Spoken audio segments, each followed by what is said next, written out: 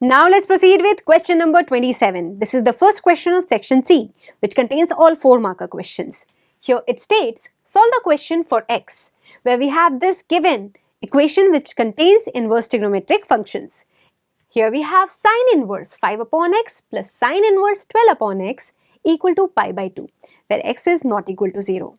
So here very first we will be considering this given equation. Here on the left hand side I have sine inverse 5 upon x and sine inverse 12 upon x. Anyone can be transposed to the right hand side. So on transposing it to the right hand side, it gives me a clear idea that here I will be getting pi by 2 minus sine inverse 5 by x. So I want you to recall a very important identity which we have studied, that sine inverse x plus cos inverse x is pi by 2. So if I have pi by 2 minus sine inverse x, that gives me cos inverse x. So this will reduce to the value cos inverse 5 by x. So now how cos inverse x can be converted to sine inverse x? Here we need to recall this another identity where you can clearly see that in this case we have cos inverse x equal to sine inverse 1 minus x square and root over that. So if I apply the same identity to convert here this cos inverse x in terms of sine inverse x, this will simplify this equation. You can clearly see that this reduces to the value 1 minus 5 upon x square, that is 25 upon x square. So on both the sides we have sine. So now in the next step you can definitely equate the angles.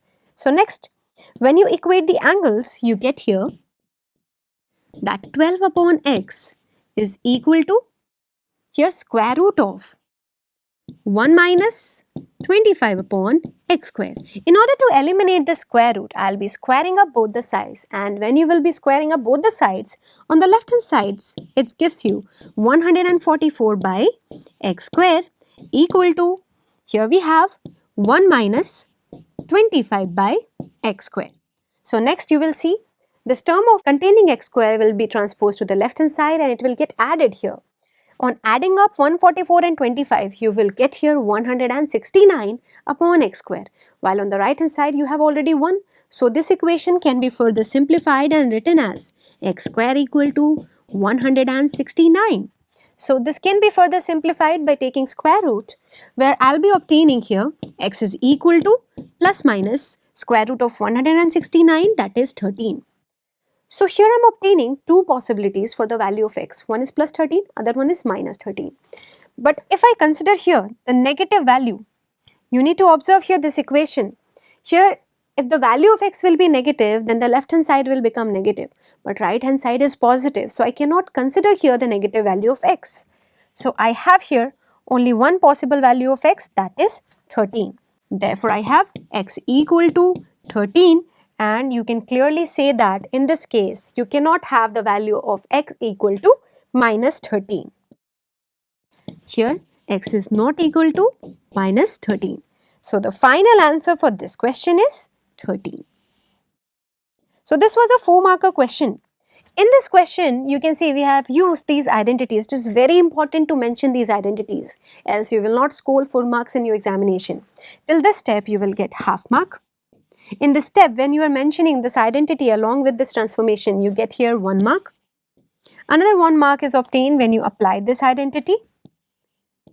Next, half mark will be obtained when you equate the angles to get this equation. And finally, when you solve this complete equation and get the final answer of x as 13 after eliminating x as minus 13, you get rest 1 mark, which gives you total 4 marks for this question. I hope it is clear to you. Now let's proceed to our next question. Now let's solve question number 28. Here it states, find the general solution of the differential equation which is provided as y into e raised to the power x upon y dx equal to, within this bracket I have x into e raised to the power x upon y plus y square whole into dy, where y is non-zero.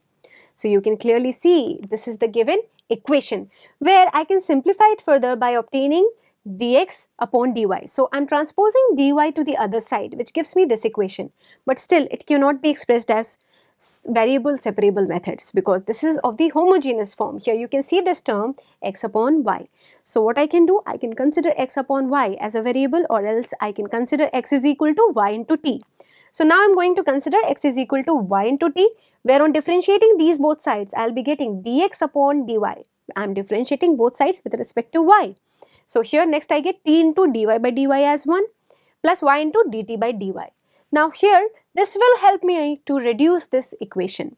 Here x upon y can be substituted as t, y will be kept as it is, dx upon dy can be written as t plus y into dt by dy.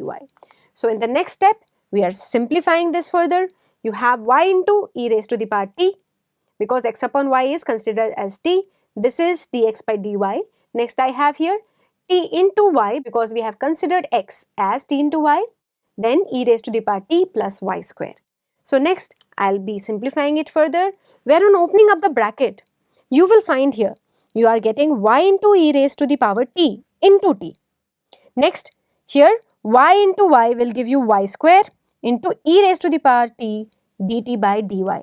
So in the next step you will find on opening up the bracket that these two terms are exactly same, so they will get cancelled up.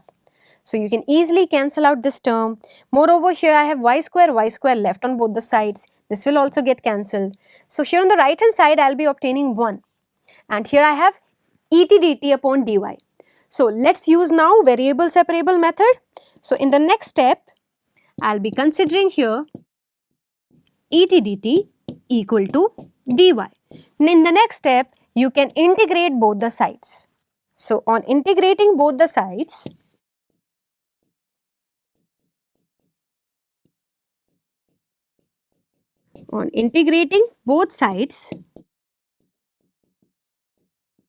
here we are going to get integral of et dt equal to integral of dy, where integration of et with respect to t, I get this one as e raised to the power t plus c, which is further equal to y plus c. So in this case I will be transposing all the terms to the left hand side. So it clearly gives me the value equal to et, where e raised to the power t can be written as e raised to the power x upon y minus y equal to c. So here you get the required differential equation. So this is the answer for this question. So this was a 4-marker question. In this question, when you consider here this term x is equal to ty and simplify this, in this step you will get 1 mark. Next, on substitution of this and simplifying, you will get here in this step half mark and half marks for simplifying it further. Next, when you use here this variable separable method, in this step you will obtain 1 mark. And finally, when you take integral on both the sides and get the final answer, in this step you will obtain rest 1 mark, which gives you total 4 marks for this question. I hope it is clear to you. Now let's proceed to our next question.